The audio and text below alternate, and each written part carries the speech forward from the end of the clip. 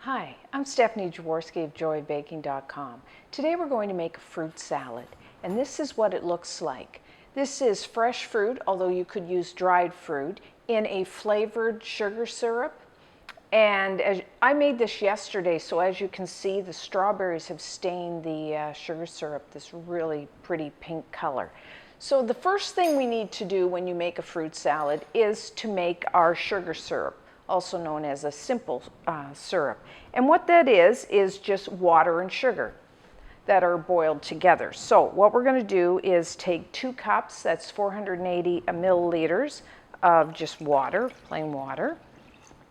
And then we're going to add some sugar to that. Now, you can change the ratio of the water to the sugar.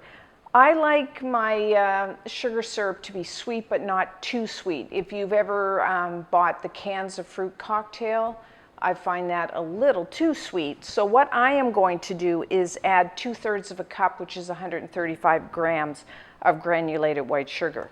I find that is, for me, that's about the right amount. It's sweet, but not too sweet. You can adjust like so. You can adjust that up or down, depending on, and two, it depends on the type of fruit you're using. If you're using fruit that is quite tart, you might want to up that sugar. If you're using a lot of sweet fruit, you could lower that. So what we're going to do is put this on medium-high heat and just bring it to a boil, because we want to dissolve all the sugar in the water. Okay, so we're now at a boil. So what I'm going to do is just boil this for about 3 minutes, just to concentrate the sugar syrup. Okay, so it's been boiling about 3 minutes. So now I'm going to pour it back into my measuring cup, because what we're going to do is just cool, let our sugar syrup cool to room temperature. Now I'm going to, once this cools, I'm going to add some citrus flavor. If you would like a vanilla flavor for your sugar syrup, what you could do now is add a half of a vanilla bean, just split it down and just put it in there, and then let that infuse into the sugar syrup. Okay, so now our sugar syrup has cooled to room temperature, so I'm just going to pour it into a large bowl. Now this amount will make probably about 8 servings, so you can, if you don't want to make it all at once, you can just use less. And then I'm going to flavor my sugar syrup with some lemon juice and orange juice and some liqueur, some limoncello. Grand Marnier would be very nice, or some other type of liqueur, or of course if you don't want to have alcohol, you can just leave that out. So for this amount, I normally use like a couple of tablespoons of lemon juice and orange juice, and about the same amount of the limoncello. Again, you could use more or less. It's really up to you and how much flavor you want. You could use other types of citrus juice, or you could flavor it with some herbs. I'm going to use actually some fresh mint leaves as well. 2 or 3 of those to flavor. Lavender, rosemary, I mean, really, cloves. You really can just have fun with this and experiment and use different flavors, see what you like. Like I said, you can also use some vanilla. So I think maybe half an orange. And again, this can be fresh or dried fruits, or a combination. You know, in the summer when you have a lot of, as you can see here, a lot of fruits are in season. But in the winter, I tend to use a lot of dried fruits, you know, like dried cranberries, cherries, raisins, figs, all those kind of things. Really is a different way to serve fresh fruit.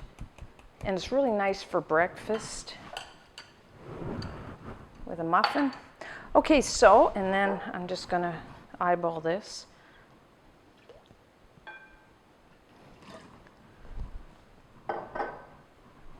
So now, I have a variety of fresh fruits here. I have some melons, strawberries, I have nectarines, peaches, pears, blackberries, raspberries, and some pineapple.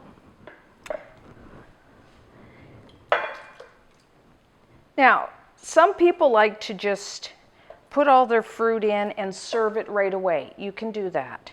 But my personal preference, if I was going to serve this at supper time, I would make it probably at least in the morning, because what I like to do is let that sugar syrup have time to be absorbed into the fruit and to flavor. Not only it softens it, but it also flavors it.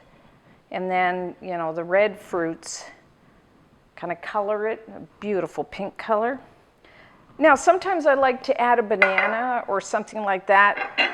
Certain fruits, I would only add them like right at the end, because bananas really will soften a little too much if I add them and then put it in the fridge. Doesn't that look gorgeous? Now, as a kid, I always had that fruit cocktail from a can, which I love. Now I find a little sweet, but I used to love it. So the one thing I still like, you don't have to, but I like the maraschino cherries. That is in the can, so I put a few of those in there. Now some people find those really a little too sweet, but I still have a little bit of a weakness for them. So there. Oh, doesn't that look gorgeous?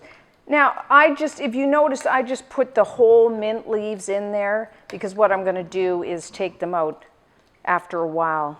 Like, I taste it after a few hours and see, is that enough mint flavor? If it's just what I like, then I take the mint leaves out. Some people actually like to cut them up into small pieces. So there we have it. I mean, pretty easy and so gorgeous. So I'll just, like I said, normally I would cover this for a few hours, but we'll just serve it up now. You see the strawberries and raspberries already coloring. You could dress it up with a few mint leaves. And also, what I sometimes like is I pour this over vanilla ice cream. It's really good. So, really nice. Of course, you got the fruit. Can't beat that. And the syrup is so nice. Now, just as a little side note, when you make a sugar syrup, sometimes if you overbake a cake, just make some of that sugar syrup and just brush it on your cake. It'll really soften it. So there you have it, a fruit salad. You know, have fun experimenting with it. And until next time, I'm Stephanie Jaworski of joybaking.com.